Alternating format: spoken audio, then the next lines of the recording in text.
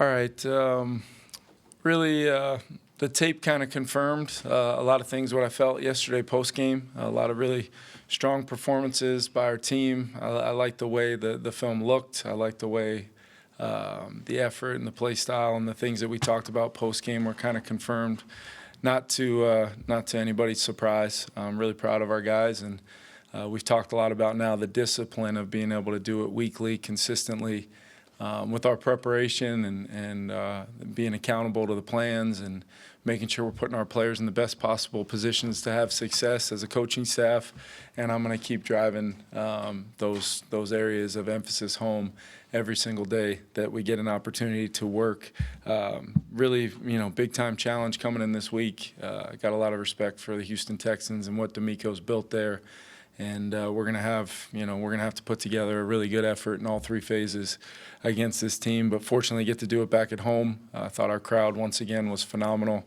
Even watching back, some of the TV copies on some clips today, you just feel the energy in the building was off the charts. So very, very positive from that standpoint. Just to give you guys an update, Justin did come in today. Feeling pretty good, which was a positive based upon the initial quad contusion that kind of happened on that run play. So we'll be day-to-day with Justin, and we'll keep you guys posted throughout the week on his workload and what it looks like for Sunday. But pretty positive in the early returns there. And then Dallas Turner, with his knee, also similar day-to-day. See how he progresses throughout the week, and as we get into weeks into the season now, coming off a physical game, there may be some guys that get a day here and there. But like I said, I'll keep you guys posted as we go here. Is a quad like that, is that easier to treat than like a hamstring or something when it's a direct bruise as opposed to something that if you run hard you stretch it out? Is there any difference there? We're starting to dive into that territory of my medical opinion. What I would say is I believe the answer would be yes, but that would be purely speculation on my part. I just know I want to credit Justin. He did some of the things post game as far as how we could keep the swelling and/or kind of limit the impact of that by some of the things Tyler and the staff wanted him to do from a compression standpoint. Now I do sound medical, but I thought Justin handled it really well, and inevitably came in feeling pretty good today. In regards to what it could have been like when you get that kind of like impact on a contusion. So we'll see how he does, and I think he's very much looking forward to attacking it this week. Biggest thing with him is I know we can get him mentally ready to go, and it doesn't need to always be about repetitions with him as much as just making sure he's dialed in on the game plan and ready to roll. Yeah, so he's consistently been pushing through that process. Didn't quite get to a place last week where he could try to go out and even work from a limited perspective. So we'll see if we can maybe get him involved in the week here as we push forward, but very much questionable, and hoping to have him, but also want to make sure we're smart with him, knowing it's a long season. After looking at the film, any more thoughts on either Aaron Jones or Jaylen before?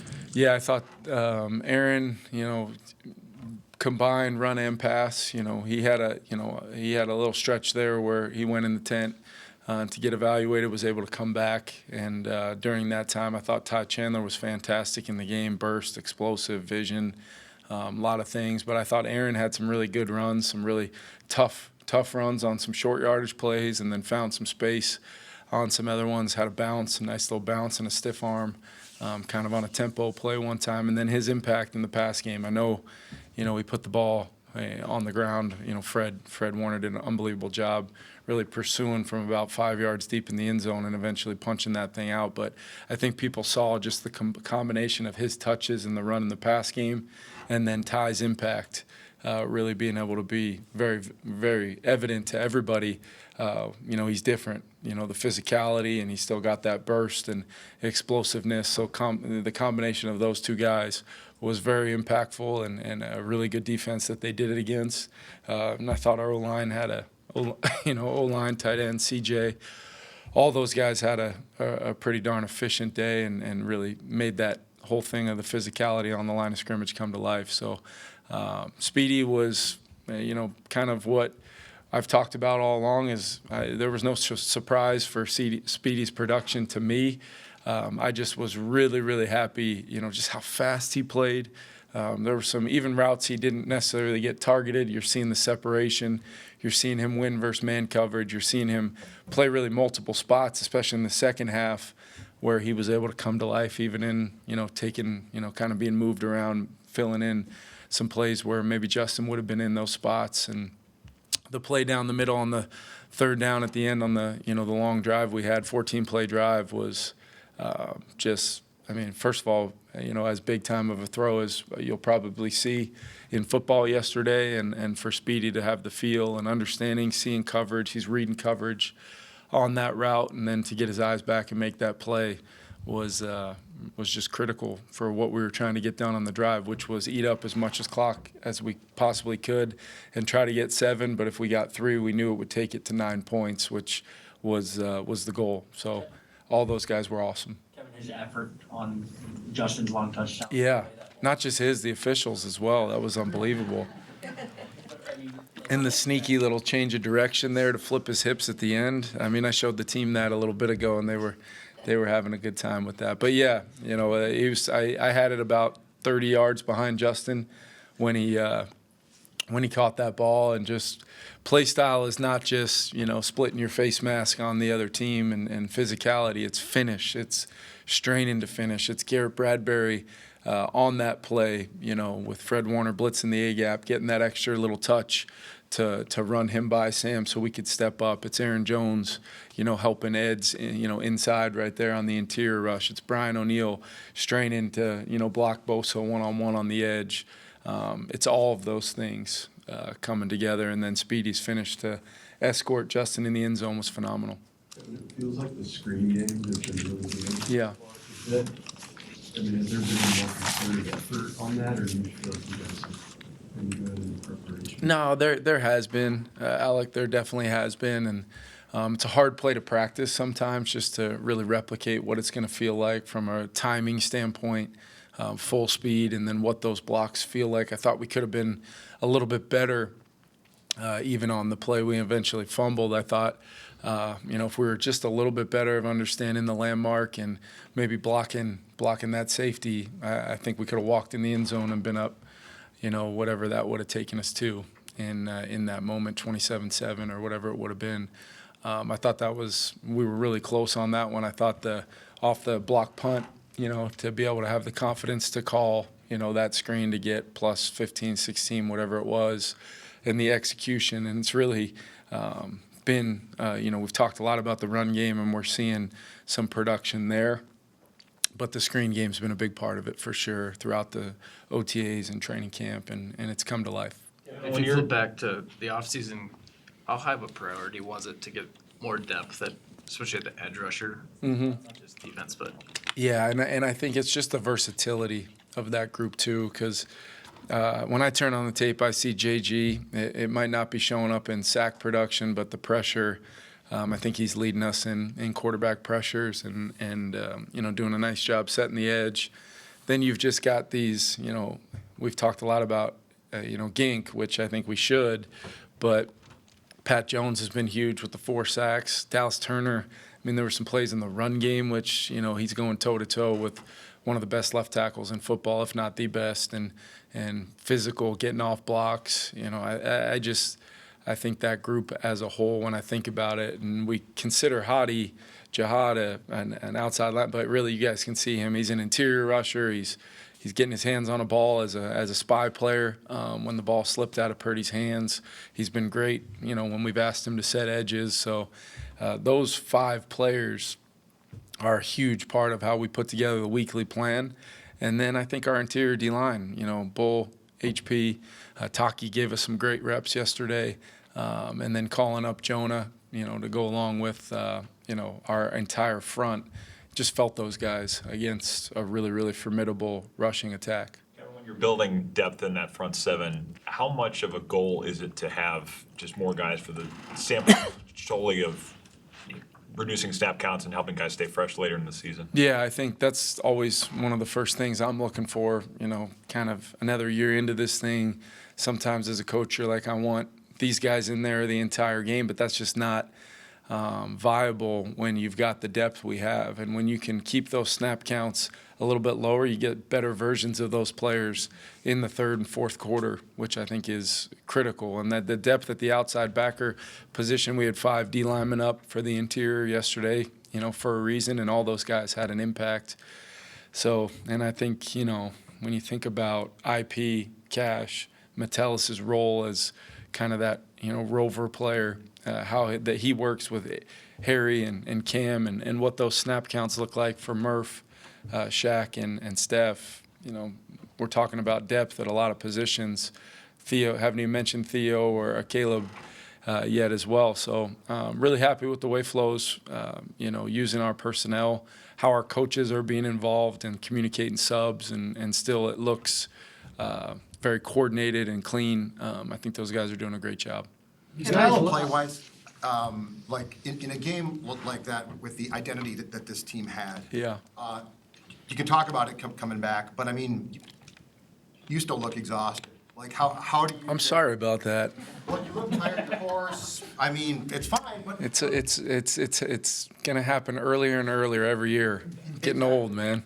But the question is this: how do you? So you can talk about that, but how do you bring that back? Because I mean, that's a style that I think it's safe to say in your first 2 years we didn't see consistently, and that game, as you said, was a prize fight basically. Yeah. Like that's toe to toe. So how do you keep that momentum, that physicality up on a week-to-week basis? Yeah, to me, what I talk to our team about is the discipline to do it.